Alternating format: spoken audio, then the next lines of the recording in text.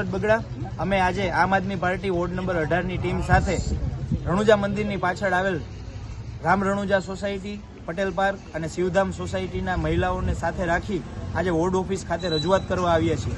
રજૂઆતનો મુદ્દો એ છે કે જે સોસાયટીઓ છે એની બાજુમાં જ વોકડો આવેલો છે। વોકડો ખુલ્લો આખો ખુલ્લો છે। ત્યાં તાજેતરમાં જ પતરા થોડાક ભાગમાં પતરા મારેલા છે, બાકીનો વોકડો ખુલ્લો છે। ત્યારે આ મહિલાઓને અને ત્યાંના રહીશોને જ્યારે રોડ ઉપર આવેલ રણુજા મંદિરે જવું હોય તો ત્યાંના પાછળના ભાગમાંથી જાય તો ત્યાં ગંદકીનું પાણી ત્યાંથી નીકળતું હોય છે। આ ઉપરાંત વોકડો ખુલ્લો હોવાના પરિણામે એની અંદરથી જનાવરો નીકળે છે અને આ લોકોના ઘર સુધી પણ આવી જાય છે। સાથોસાથ વોકડાનું ગંદુ પાણી એ બોરની અંદર ભળી ગયેલ હોવાથી બોરનું પાણી જે લેવામાં આવે છે એમાં પણ ગંદુ પાણી નીકળતું હોય છે। ત્યારે આ પાછળનો ભાગ છે ત્યાંથી પુલ બનાવવાની આ લોકો વારંવાર માંગ કરી રહ્યા છે।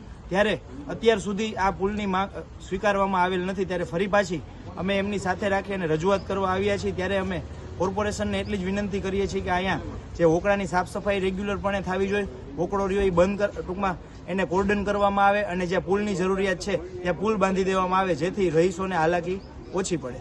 રણુજા મંદિર પાસે અમે રહી છીએ, અમારે છે ને ત્યાં વોકડાનો પ્રોબ્લેમ બહુ છે। પાણી એમને ગટરનું આવ્યા જ રાખે છે, તો એ ગટરનું પાણી અમે મંદિરે જઈએ છીએ ને તો એ મંદિરે જતા અમને છે ને પગ ભરાઈ જાય, મોજા ભરાઈ જાય, એટલે અમારે મંદિરે ત્યાં જાય તો એમને જાય ભગવાન પાસે અને કેદુની અમે અરજી લખાવી છે, કોઈ કાન દેતું નથી, બરાબર।